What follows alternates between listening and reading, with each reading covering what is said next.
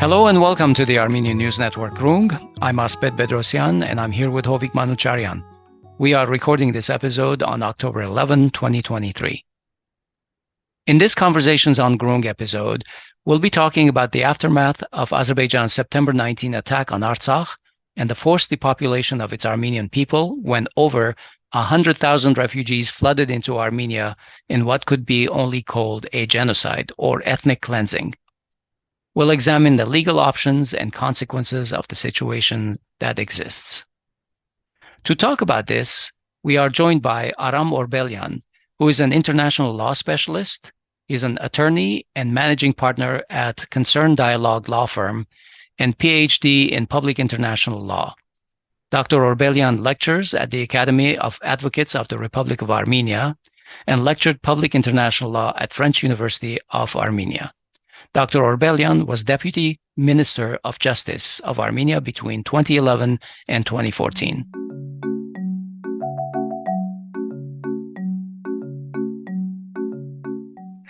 Welcome back to our show, Aram. Great to talk with you again.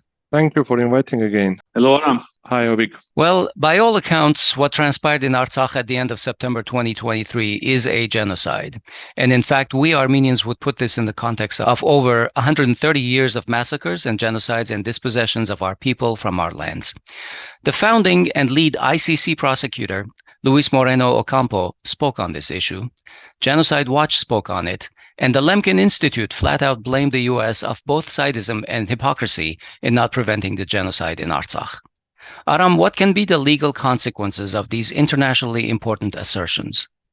It's depending from which point of view we are looking into the situation, there may be different legal consequences. Firstly, whenever we are speaking about genocide, or whenever we are speaking about war crimes, when we are speaking about crimes against humanity, those are different crimes under international law.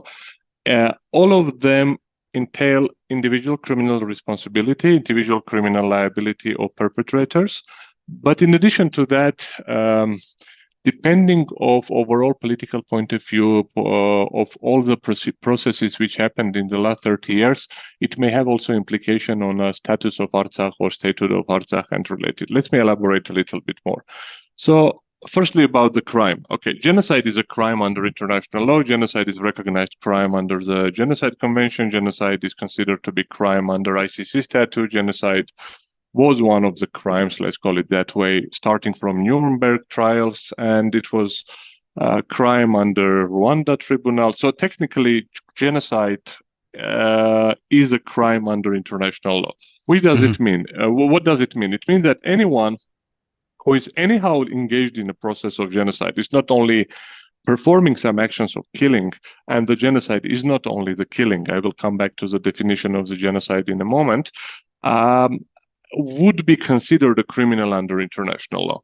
That means if an international venue would have a jurisdiction to entertain the case, to listen to the case, then the specific court, that could be ICC, that could be special tribunal, that could be some other institution which would have the ability to trial those cases, would have a possibility to punish people who were engaged in a process. Alternatively, most of the countries, at least most of the European countries, have established so-called universal jurisdiction.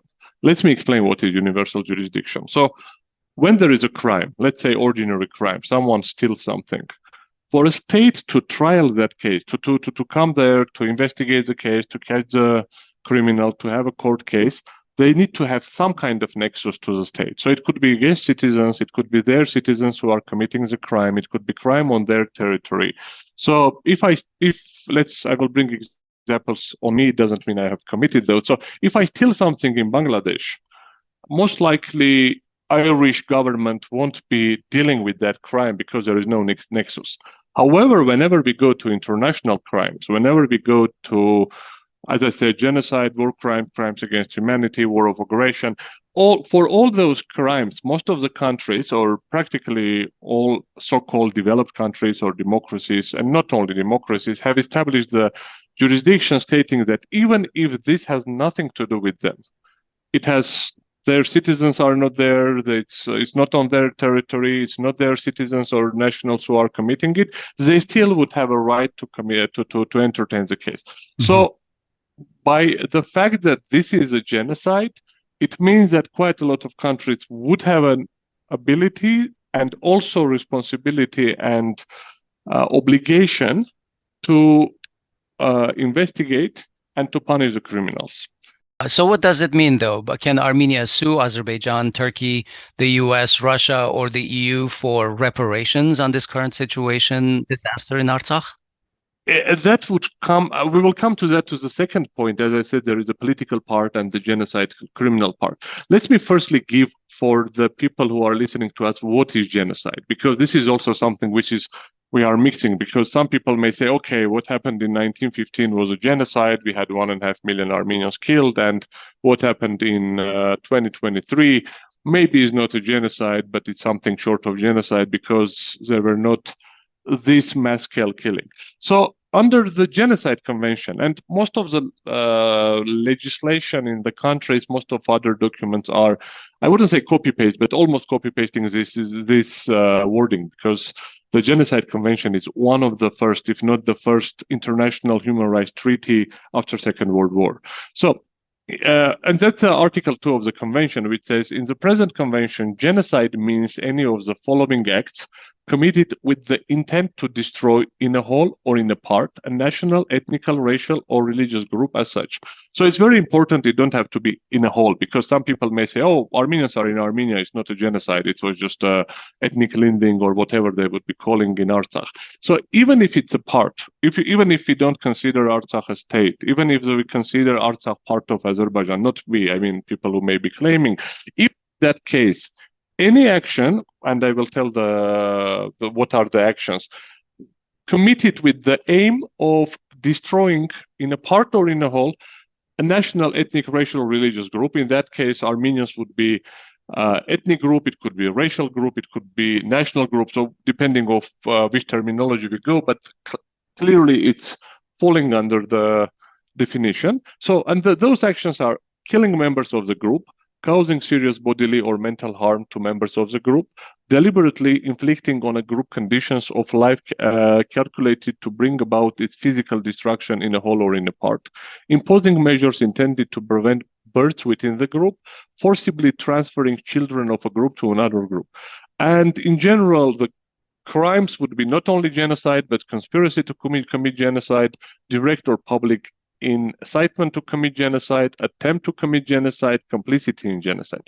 So now let's come back to our situation. Right. What happened? There is a territory when Armenians are living, and they are living from the times when history is being recorded. I mean, more than 2,500, 2,700 years. So from the beginning, this territory was always inhabited with Armenians. The area has a huge amount of Armenian monuments.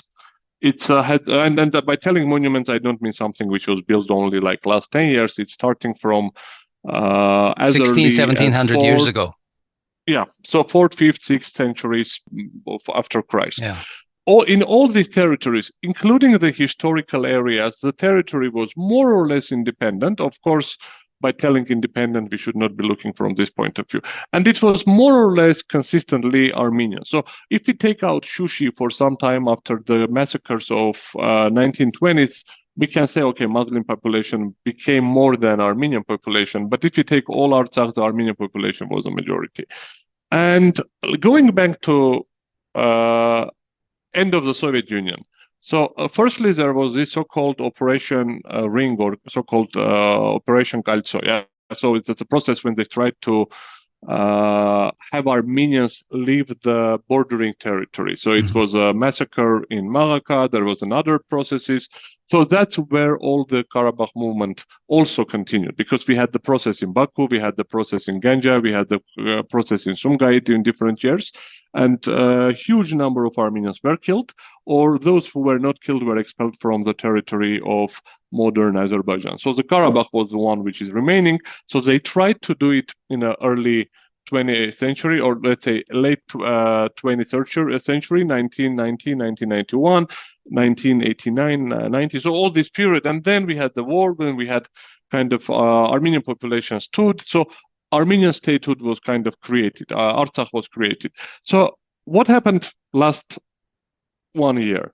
After 2020 war, there was kind of a settlement process ongoing.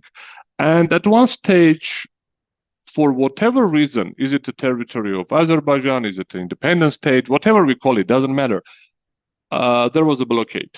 So no food, no electricity or electricity with a huge disruption, no fuel, which means no electricity and no ambulance, no cars, no medications. I mean, completely a complete 9 blockade. months, more than 9 months, complete blockade, which makes a condition for people to starve, which makes a condition for people to be afraid, which makes terrorizing of the population. Then 2-day war or 1-day war of September 1920, with a huge shelling of the bordering territories, with continuing killing of Armenians without punishing the perpetrators. If you go back to 2020 war, there was a huge number of cases when Azerbaijanis were breaching international law by filming war crimes, putting them on internet. In some of those cases, people were masked, but in some of the cases, people were clearly identifiable.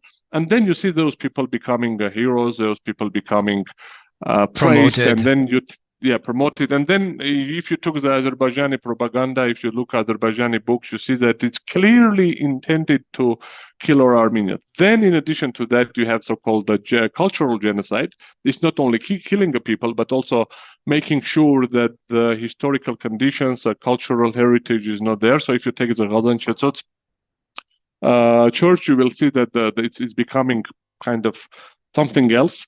Then several other major churches like Kanajam and others were fully destroyed, and it's a process which is ongoing. In the recent news, there was a publication, I haven't checked it, but it's have all chances to be true, that Gandzasar would be demolished shortly, Amaras would become non-Armenian Apostolic Church, so it will be given to I think Udis as to be reshaped as Udi. There was a lot of publications and proofs showing that Armenian trace from the churches which are not being destroyed, the trace is being destroyed. So any Armenian texts, any Armenian cross stones, any Armenian parts of the churches were being destroyed. So all this process shows that Azerbaijan is intentionally undertaking actions which was aimed at destruction of national ethnic group, which was the Armenians of Nagorno-Karabakh, Armenians of Artsakh, or whatever we call it. Yeah. I mean, of this area. The name, whenever I say whatever we call it, doesn't mean for me it's not important. It's not important for a qualification of a process. Aram, in a world where it seems like might makes right, the country with the more powerful army is winning, what does all this legal case mean? I mean, you've built a very strong case that there is probably a genocide going on. So if we were to take this to a court of law internationally, we would have a very serious case. But where we see that the UNSC members, for example, which are the guardians of this international law, so-called, do not act. Basically, they stand by and through their inaction, they allow these things happen. What does it mean to have a strong case like this? Okay, so we really need to understand how international law works. And this is one of places where I might be strong or weak, doesn't matter, but that's kind of my primary element of knowledge. So we see again and again that people are looking at international law like a national law. So let's say if you have a civil case, so you owe someone owes you money, they don't pay you back, you go to court, you bring the case, judge looks at the case and say, okay, pay him back. If the person doesn't do it, then you ask bailiff, they go and take the money. International law doesn't work like that. Why? Because international law is theoretically or technically the law of equal. So in national law, whenever you do self-protection of your rights, you may become a criminal. So let's say if someone comes to your house, you take him and kill him. In many jurisdictions, you will become a criminal because they would say, oh, you shouldn't have killed him. You could have wounded him, but you shouldn't have killed him. Maybe in US a little bit different, but even in US it's not so straightforward. In international law, it's vice versa. So the main instrument is self-help. So whenever we look at international law, we need to understand that international law is acting not as a set-alone body of law, but is that one of instruments and very important instrument of international diplomacy. So there is international relations, the relations between the state, between the countries, between the other subjects, and then there are different tools. You have a diplomacy, you have negotiations, then you have legal instruments. The legal instruments are kind of balancing it. You have force, you have limitation of using force, but then you have all these instruments which may allow you to use the armed forces. There is cultural diplomacy, there is humanitarian diplomacy. So there are quite a lot of instruments which are being used for international relations. Mm-hmm. That's one thing. Second thing is, whenever, I'll just bring an example from different places. Whenever I give an interview, any of outlets and discuss international issues, sometimes I can get feedback that, oh, by the way, you told a smart thing, now write it down and send it to UN. So international law is not law where individuals do act. It's a place where states as a separate entities, as a group entities do act. So in reality, it's very important what Armenian state or US or Israel or Artsakh, if we consider it being statehood, is telling and doing. It has much less importance what Aram Orbelyan or Asbed Bedrossian is doing. So it's good that we are discussing, that we are explaining, that people understand that there are the venues, but it's not how it works. So now, coming back to your question, whenever we speak about international legal instruments, is not bringing someone to the court of law. So if you are bringing someone to the court of law, let's say ICJ, just for the sake of bringing, that's good for me as a lawyer. I mean, I can be hired as a lawyer, go there, earn money, do business, become famous, but that's not what really you want for a state. You need to have an overall strategy. You need to understand what is your goal, what you really want to achieve, and based on that, you structure your instruments, including international legal instruments. So let's say a couple of years ago, we initiated in International Court of Justice the case under the Convention on Elimination of all forms of racial discrimination. So it's kind of genocide convention minus 5 minutes. So technically it's something short genocide. There is no physical destruction, but it's racial discrimination. So under that convention, we had a process. So it could have been a very positive development if there would be additional instruments. What we will do if tomorrow Azerbaijan is considered to be a racist state. Okay, let's say we finish the case, we win the case, International Court of Justice say, by the way, Azerbaijan, you are a racist state. And what's happening next?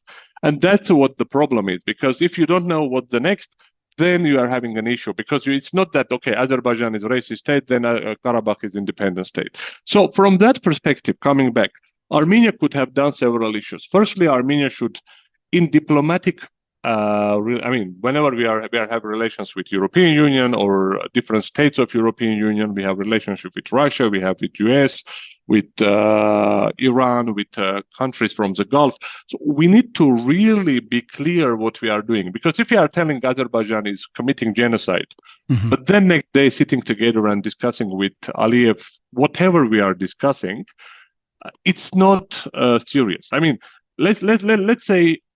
Let's think of a situation when in 1942, some Jewish minority would sit together with Adolf Hitler and say, okay, let's discuss something, what we are going to do. That won't work. I mean, just completely won't work. Absolutely. So if we are speaking about genocide, we need to change the narrative.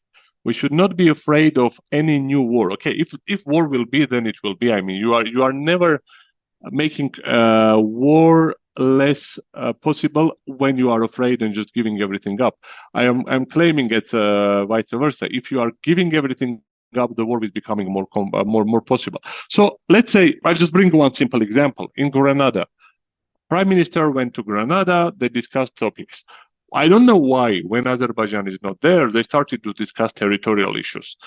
Contrary, if Azerbaijan is not there, the topic to be discussed would be Azerbaijani war crimes, Azerbaijani crimes of genocide, Azerbaijani corruption in European countries and other countries, Azerbaijani money laundering issues, need to freeze assets, need to undertake sanctions. And if European Union is telling we are not considering sanctions, it doesn't mean the topic is closed. You need to open and open and open. Right, and none of that was done. Yeah, and then we end up with an announcement that, okay, that's territory.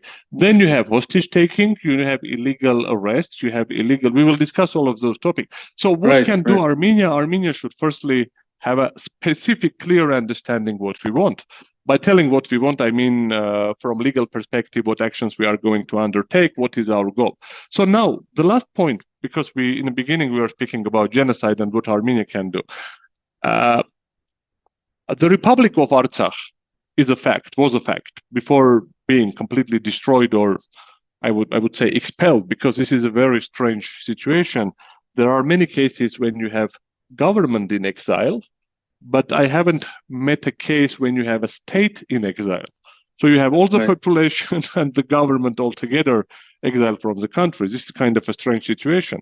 But that's why we are calling it genocide, because they're just taken out from their habitat, even if they are not physically killed. So the fact of occupation of Artsakh is becoming illegal, and the fact of destruction of Artsakh should not be recognized, because this was done by genocide. And in international law, or international practice, there are several cases. If you go to Namibia case, if you go to Southern Rhodesia case, those are countries in Africa. For example, if you take Rhodesia, there is quite many decisions by by Security Council, where they say, okay, Rhodesia, English-speaking white minority is going to establish a state. All other states should not be recognizing, because this is apartheid regime. If you take Namibia, it was a mandated territory of South Africa, but then the kind of mandate finished, but South Africa didn't come out, and there was a Security Council resolution that this status should not be recognized, and the International Court of Justice gave an advisory opinion when they said, okay, the states should not be dealing with South Africa regarding this territory. So they should not be signing contracts which would cover those territories. The state should not be sending diplomats to this territory. This is something which we can bring up.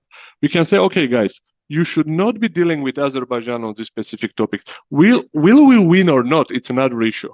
But strictly, we need to put up an argument. We need to build an argumentation, and we need to build on all of that. If you take Northern Cyprus, again, it was a long story. There was fightings before the breaking up of North Cyprus to become kind of illegal independent state. Yeah, but there was a fighting. There was British government. There was Greeks. There was Turks. There were different minorities, and it was quite several years. I think 5 or 6 years when there was several Security Council decisions. There was peacekeeping forcing, and then suddenly you have Turkey or you have Northern Cyprus who, by support of Turkey and by use of force, declared themselves to be a country. And then you have Security Council resolution telling, okay, guys, don't recognize it. That's right. I remember that. That are the examples. But to get there, you need to work there.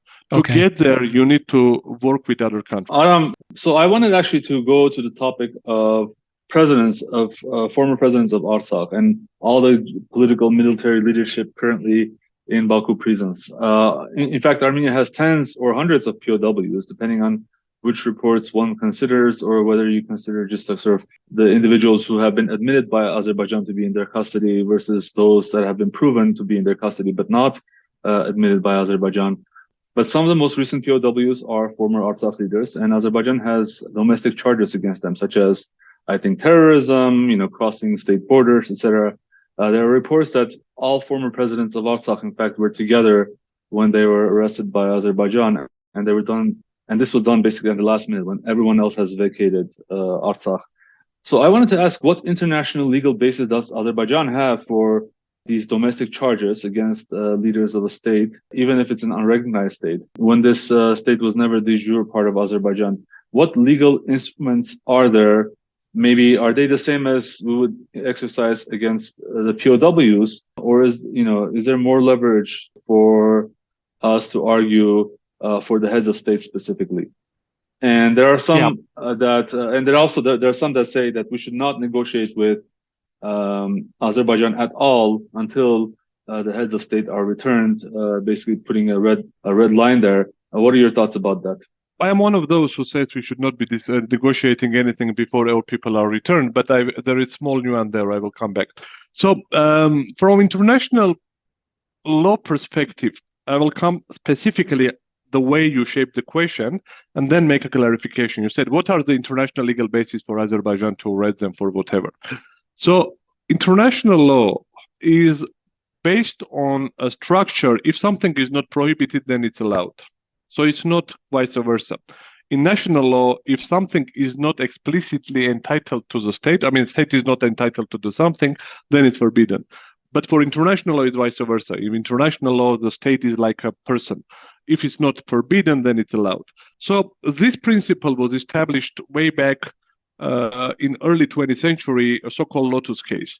And that was the case when there was an incident between French and Turkish Ottoman, I believe, or Turkish vessel, I might be, not to be mistaken, Turkish vessel.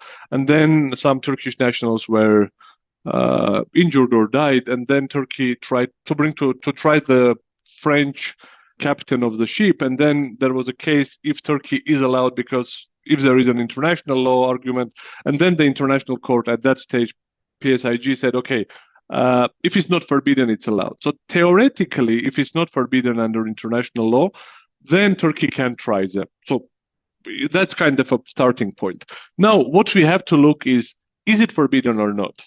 And secondly, is what they did in general more or less corresponding to the crimes we are speaking, or it's not corresponding to those crimes? So kind of those 2 points which needs to be discussed. So now, there are 2 bodies of laws which are regulating the more or less those relations. One is more general, it's human rights, which is applicable both in time of peace and time of war, or let's say time of armed conflict and time of peace. And then there is another body of law which is called international humanitarian law. This is kind of a body of law which regulates the relationship between states whenever there is not a state of peace, mostly state of war. By telling war, I want to be clear that the word war is now kind of considered not to be a correct word. They use armed conflict, international armed conflict of non-international character will come there. Now, there is a Geneva Conventions, you may have heard many times. So before that, there were Hague Conventions. So coming back to 1899 and 1907, still when war was legal, so still when countries may resolve their issues with the war, there were first and second peace conferences. And during those times, they say, okay, the war is a instrument of solving disputes. As any other instrument of solving disputes, it should have rules. So they established several rules: how to start war, how to finish war, but one of them, how to conduct war. So the customs of armed conflict, what is allowed and what is not allowed. After Second World War, the situation was a little bit different. The UN said, okay, we are not going to codify this body of law because there is going to be no war. At that stage, ICRC said, guys, I don't believe you. Let's have the document there, because it may be there, it may not be there, but it's better to have documents rather not to have documents. And there were some other conventions in 1926. Starting from 1864, there were different conventions regulating the issue of victims of war. I mean, those are civilian populations, those are prisoners of war, those are wounded, sick, and shipwrecked peoples. So depending of how we go, and plus different specific categories of people, those could be pregnant women, those could be protection of families as such, protection of children, also the specific body of law for children. Then they have Convention on Cultural Heritage, etc. So whenever we speak about international humanitarian law, the question is this a specific situation when this would be applicable? Because as you remember, I said there is human rights, which is always applicable. So there is a prohibition of torture, which means, is it war? Is it peace? Still, torture is prohibited. However, when we go to international humanitarian law, specific area, it will be applicable when there is an armed conflict. Now, when we say there is an armed conflict, we will go to Geneva Conventions. When we open Geneva Conventions of relevant article, I think Article 4, I might be mistaken, I will open now. But whenever we see when is the convention applicable, it says whenever there is a war, which means like classically we declare war. Secondly, when there is an armed conflict between two states, even if one of them is not recognizing status so forth. So we don't declare war, but there is a physical fighting taking place between two states. So now, what is happening in Artsakh? So is it international armed conflict or non-international armed conflict? This is the question, because if it's non-international armed conflict, Geneva Conventions are not applicable. There is additional Protocol 1 to Geneva Conventions, which kind of extended all that period, but Azerbaijan is not participating to that treaty. So this extension is questionable if it would be applicable or not. So to understand if the war or armed conflict in Artsakh is international or not, we need to go to jurisprudence, because there is one argument: Artsakh is independent state. So if Artsakh is independent state, so war between Artsakh and Azerbaijan is international armed conflict. But then Azerbaijan say, okay, Artsakh is not independent states. It's something which maybe is trying to become independent, but it's actually a terrorist whatever organization. So it's not a state. So for that, what is very interesting, we need to go and look at the decisions of International Criminal Tribunal for former Yugoslavia.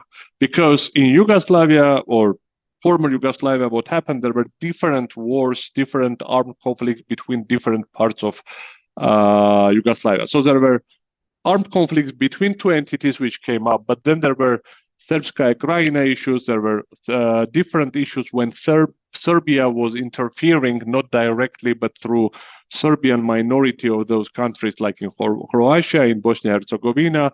The issue of Kosovo is a little bit different.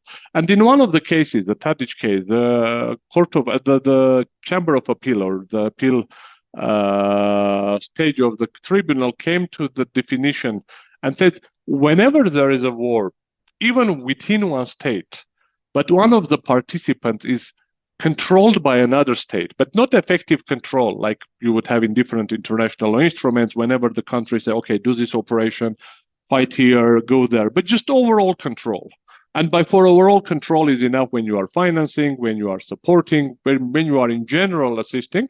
And this is clearly the case. I mean, no one can deny that Armenia was controlling the Karabakh or Artsakh government. I'm not telling that we were telling them specifically what to do, but in general, we were supporting them. We were allowing them to get connected to the world. I mean, if you consider that. Yeah, especially after 2020, we were basically financing... just before that also. I mean, it was always Armenian budget has some elements to support them. It doesn't mean we would be responsible for any action of Artsakh. That's kind of some people are afraid. If there would be some specific breach of international law, then it should be clear that if Armenia knew it, ordered it, effectively controlled that operation or not. But in general, this overall control is enough to make even, I'm not even discussing Armenia, but this is enough to make Azerbaijan-Artsakh war of international character. So what does it make if the conflict is of international character? That says, okay, there are two conventions which are applicable here, Convention 3 and Convention 4. One is Convention 3 is about prisoners of war, and Convention 4 is about civil population. I will explain now what.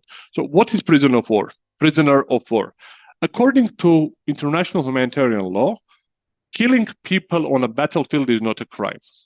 So if you are a soldier, you are put on a battlefield. Okay, it's not good. It maybe it's not what is expected, but in reality, you are there to kill. It's not your main purpose. You should not be killing everyone. But I mean, if you are fighting, you are shelling, you are shooting, of course, people would die. So this is not a crime. It would be crime if you would get a sick person and I don't know, shoot on the head. If you kill the prisoner of war, if you kill a person who is under your control and who stopped fighting. But when the fighting is taking place, participation in that fighting, including organizing, including planning operations, including all what's happening, is not a crime, is legitimate operation, and all the countries said this is legal. I mean, it's not good, but again, I repeat, in a fighting, if fighting takes place and the people die, then people die. I mean, you right. Shoot at their soldiers, they shoot at yours, at our soldiers. Right. Whenever a combatant, and that's a guy who is fighting, usually it's a party or it's a member of the armed forces.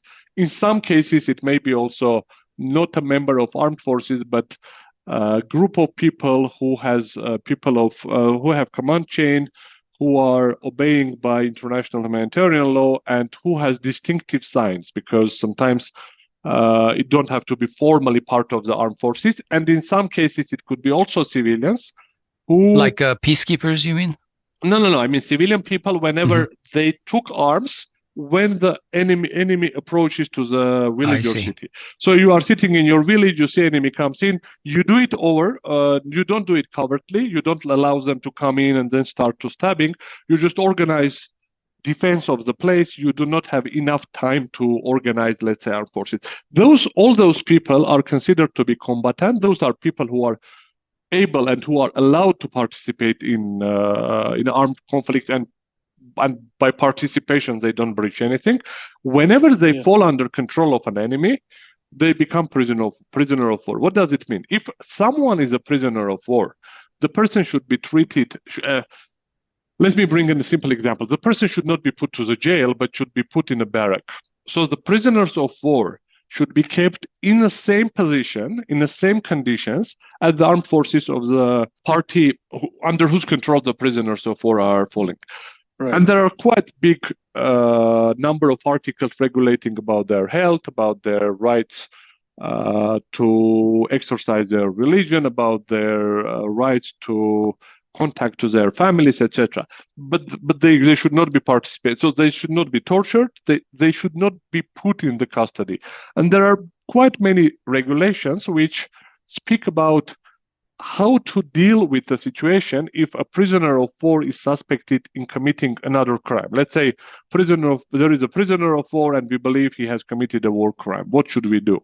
Because in this situation, normal legal proceedings are very questionable.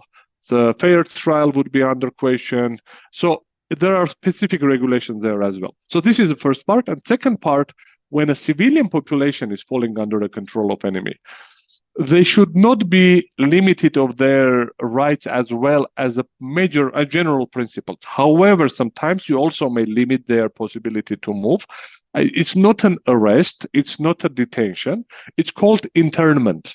So in cases when a war starts and then you have enemy citizens on your territory and you don't trust them and there are bases when it can happen, you may put them on let's call it a camp, but it's not a concentration camp like it was in Germany, so Third Reich. Yeah? So it's kind of, you put them, limit them, so you kind of don't have them interfering with your security and just making sure nothing is happening in your state. If those citizens may try to have some whatever illegal actions. So now, if you're coming back to the people, so some of the people, at least two of them, and plus all the prisoners of war from the previous round, should be given a status of prisoner of war. The civilian population should be actually released because it's illegal arrest.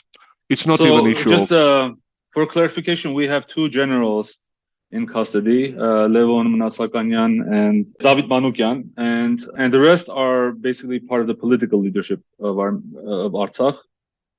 Just to be clear, Hovik, from people who were arrested recently and published, because we are not sure if other people were also took to the custody recently, and we have also people from armed forces being held in custody, or some of them were even tried, which were, not generals, but members of armed forces, soldiers, starting from 2020, just to be clear for everyone.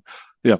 So please continue. I just wanted to ask, were you referring to the political military leadership of Artsakh that was recently arrested, or does it apply to others as well? From first and to the second as well. It doesn't matter when they were taken under control of Azerbaijan. So just let's, if you take, for example, Vietnam War, Korea War, the Americans were being held there in terrible conditions, but they technically should be given a prisoner of war status. The same is here. The mere fact that it should be done, it doesn't mean it will be done. But at least the citizenship, nationality is a concept when a state and a citizen have a legal link. So it's an obligation of Armenia to take care of the citizens of Armenia. And those guys, in addition of being military leadership of Artsakh and maybe having Artsakh passports, were, to the best of my knowledge, or are, to the best of my knowledge, also citizens of Armenia. And Armenia is obliged to take actions to protect Armenian nationals in this territory. Just if you go in a different conflict, if you just see the recent process in Gaza Strip, in Israel, United States is raising issue of protecting of U.S. citizens. So United States says, okay, we have 22 of U.S. citizens dead. We are now discussing with Gaza to make sure that U.S. citizens have a right to escape the territory. We are discussing with Israel to see how we are going to evacuate our citizens, etc. If you go to the U.S. example, when after the revolution in Iran, you take Tehran hostages case. So after the revolution, the U.S. diplomatic, the embassy and several Americans which were there were kept hostages, and America tried to release them. It wasn't successful, but they tried to do it because that's kind of an obligation of America, and Americans believe that that's an obligation of America. And American citizens, nationals, would be forcing their government to do it because they understand tomorrow they may be in that situation. So this is something which Armenia should be doing. Now, coming back, should we stop discussing anything else or not? In my opinion, we should not be completely stopping to discuss anything, but this should become a topic number one every time, especially because it's part of the November 9 package. And this is one of the points which was never implemented. I'm speaking about the previous group also, but in general. So the forces were taken away, the territories were seized, the armed forces were kind of released. Additionally, we gave them landmine maps. So technically, to be able to at least trust a little bit, I mean, not for me, at least for the guys who are discussing, we need to have a already made decisions being implemented. I'm not telling about deciding something new, because you can promise anything. If you just yesterday didn't keep your promise, tomorrow your promises would become worthless.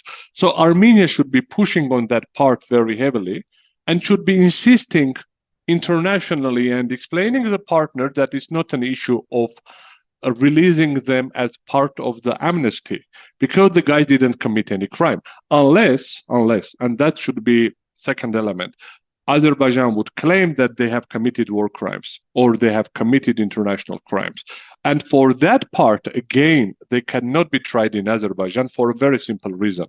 There is a completely established jurisprudence of ECHR, European Court of Human Rights, where it clearly states that Armenians by nationality, I mean ethnically Armenians, do not enjoy a right to access to court and fair trial in Azerbaijan.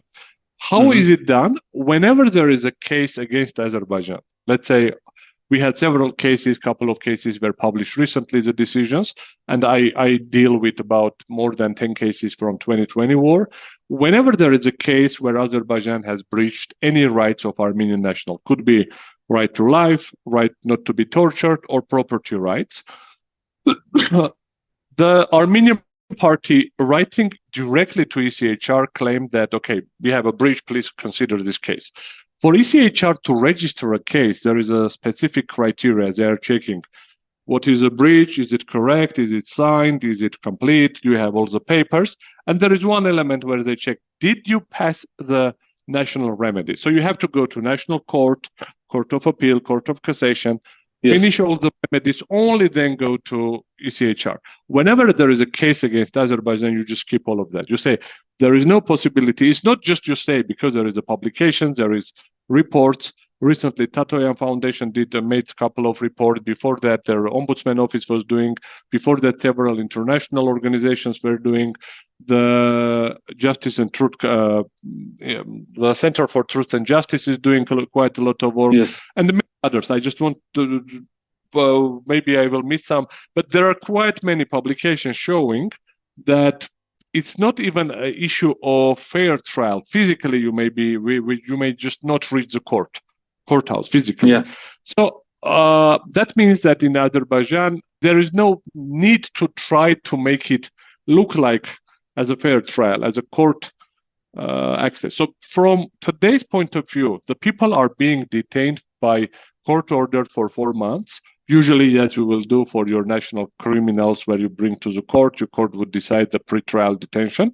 But given that these court proceedings already from the beginning are not are not fulfilling the requirements of fair trial, it means you don't have a court decision. That means the limitation of their freedom to move is illegal. So Armenia should be raising this perspective. And the guys who might have been charged by international crimes, I don't know really what the charges are to all of them. And that's not being a president of Artsakh, that is a terrorist organization, because that's kind of not the case. But maybe if there is a case, someone killed someone during whatever, those cases should be tried by some international venue. And there is a huge experience starting from like last 15, 20 years of different, starting from Yugoslavia, but then many others as well. In short, is there any mechanism for transferring the trials of these individuals to outside of Artsakh, and because we know what they're going through or outside of, sorry, let me repeat.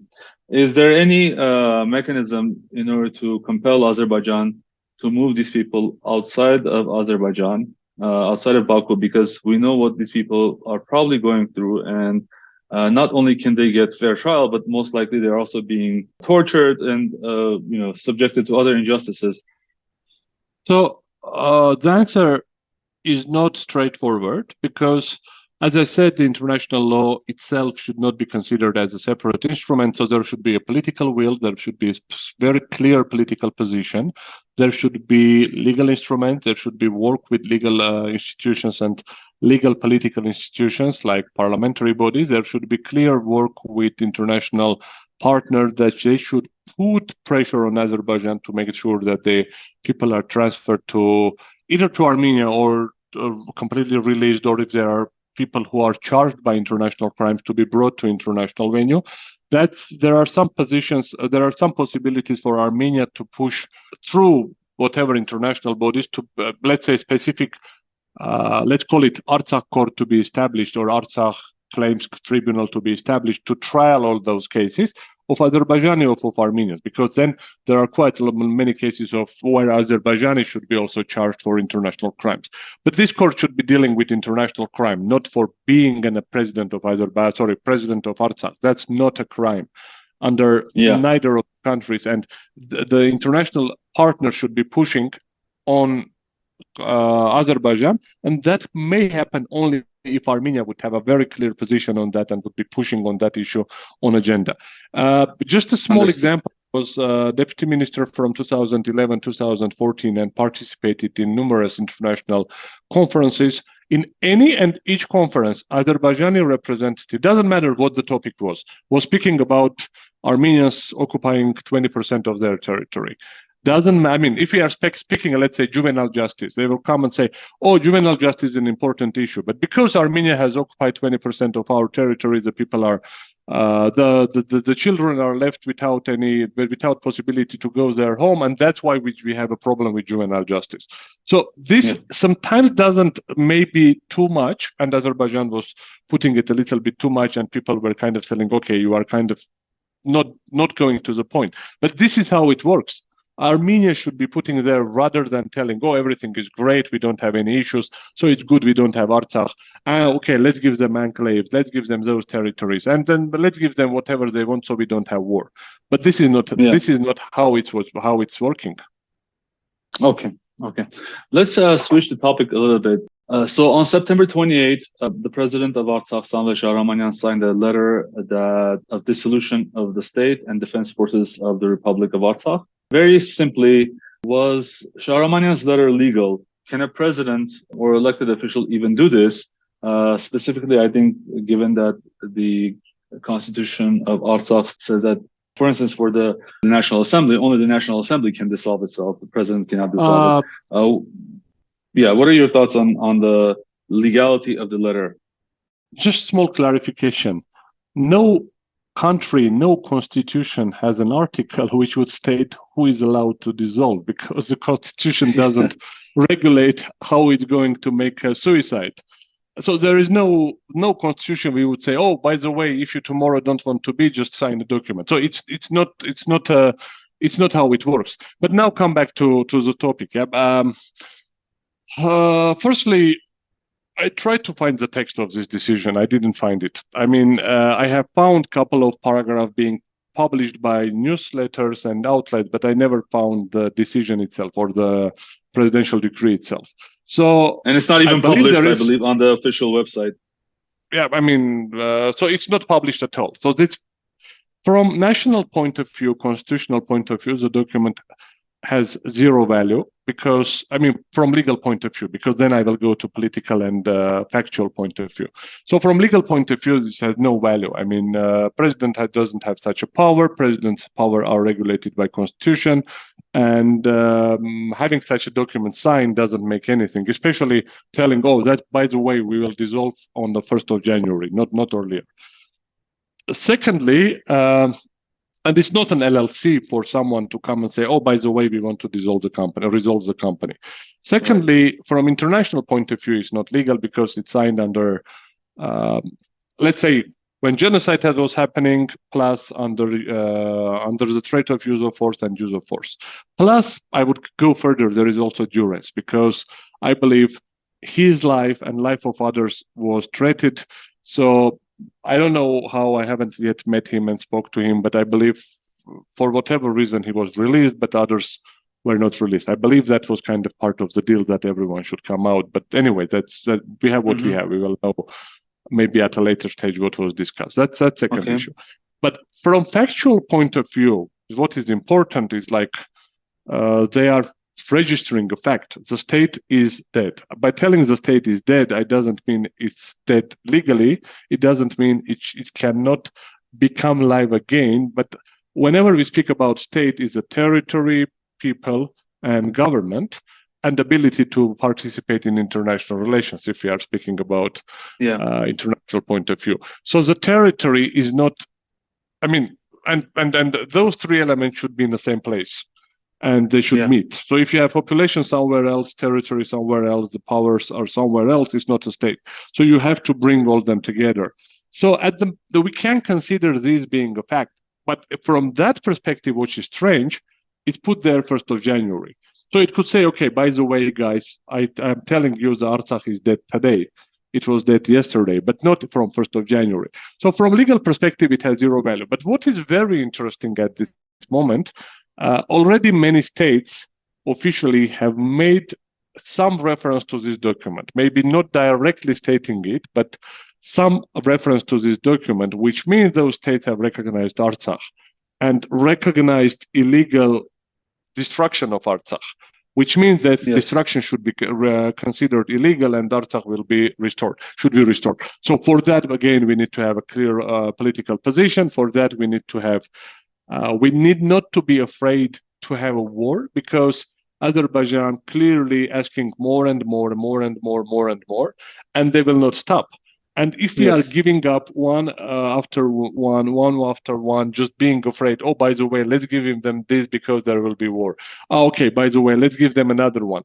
And from the from the way that today's government speaks, I have feeling that if Azerbaijan would say, oh, by the way, 29,800, a little bit too big, let's make it smaller because otherwise there will be war, they may say, okay, that's okay, why do we need like 200 square kilometer more territories? It's okay, we'll give up and then it will go. So the fact that there may be war is not a argument to give up something. So this is what I was trying to tell. So now from Shahramanyan's document, from legal point of view, it has zero value. Firstly, it was not published. Secondly, he didn't have any close authority to do it. Thirdly, it was illegal from international point of view under several arguments, several points of international law. And fourthly, I mean, no state, I mean, there is no such an institute that dissolution of a state. You can have a decision to join, you can have a decision to be annexed, you can have a decision to enter to other state and lose the statehood, but you cannot resolve as such. Okay. Now, on that note, basically, by all accounts, Shahramanyan is in Armenia. Most of the members of the parliament of Artsakh are in Armenia. Only maybe I think Speaker of the parliament, David Ishkhanyan, is in custody in Baku. And most of the people from Artsakh are in Armenia. So is there a basis for forming a government in exile in Armenia and what could be the functions of such a government? Do you see that as a smart move to do right now? I don't think it's a smart move to do it in a classical way, because usually the government in exile should be exiled from existing state. So it is a smart move to make amendments to the constitution very quickly and make some small body which would be kind of governing or acting on behalf of Artsakh, because otherwise other people may try to do it, as a public entity, as a state which was destroyed, aimed at reconstruction of Artsakh, and who could kind of work with people. But let's be very frank. Whenever we speak about government, what is government? Government is made by people, so people pay taxes. Government uses this money to provide goods to these people. So it may sound very interesting, positive on paper or during the call. I mean, I could say, oh, that's a great idea, we should do it. But in practice, I see very many problematic issues to do it. And then the biggest one is the budget. Because if you are living in Artsakh, you pay budget, you pay taxes, taxes go to budget is financing governmental entities provide services to you, and the cycle goes again. Whenever you are in Armenia and working here, you pay taxes to Armenian government, then you need also to pay taxes to Artsakh government in exile so they can continue to work, etc. If we shrink them, because then, let's say you don't need Ministry of Health of Artsakh, because wherever you are located, the Ministry of Health of that country, be it Armenia, be it Russia, be it US, be it France, be it Cyprus, Greece, wherever you go, Ministry of Finance or Ministry of Health of that country would be providing you. So you just need to shrink all of that to keep the representative part, to make sure you don't need to make elections every 4 or 5 years, just to have a different approach of finding, legitimizing, giving the democratic legitimization of that body, and continue to work as a body who is representing Artsakh people. But you really don't need to call it exile government with all the instruments where usually you would have with all the just big something, because that won't work. You just won't make enough money to do all of that. I mean, it would be nonsense if Minister of Health of Artsakh would be dealing with healthcare on the territory of Armenia when the Minister of Health of Armenia is again to do the same. I mean, that's yes, understood. So just a clarification, when you said that the constitution should be amended to allow for this body to exist, the constitution, you mean the constitution of Artsakh should be amended? Yeah, right? Sure. Let's say Artsakh constitutions, let's say if we are speaking about the territory of Artsakh, what it was telling that all the territories around Nagorno-Karabakh Autonomous Republic, so the territories which are occupied or freed, whatever we call it, would be part of Artsakh before final settlement. That was the text of the constitution, and that was an interim regulation. So we need not to suspend the constitution, but we will say, okay, we take into consideration what's happened. We understand that there was a use of force and genocide against Artsakh and the Artsakh people. And we need to be realistic. We are not going to play a game that nothing happened. And we are going to play, to organize a committee, whatever you call it. I mean, it might be different.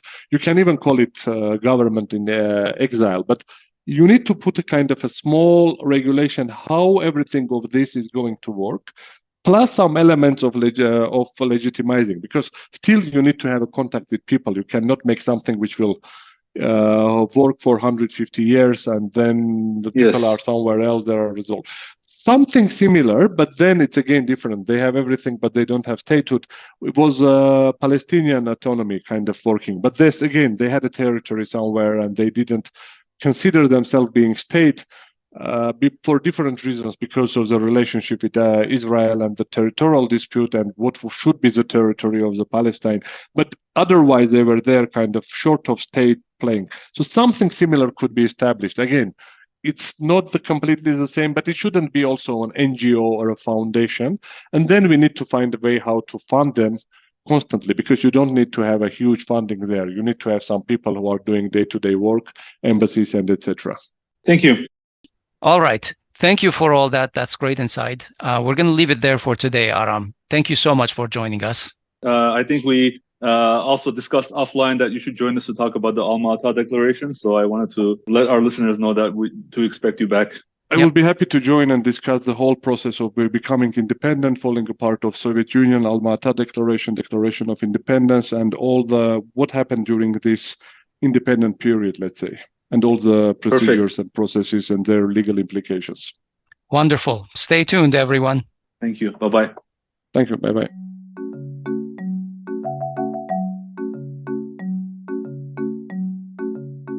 That concludes this Conversations on Groong episode, and we hope you found it useful. As always, we invite your feedback. You can find us on most social media and podcast platforms or our website, groong.org. Don't forget to subscribe to our channel on YouTube, like our pages, and follow us on social media. On behalf of everyone in this episode, we wish you a good week. Thanks for listening, and we'll talk to you soon.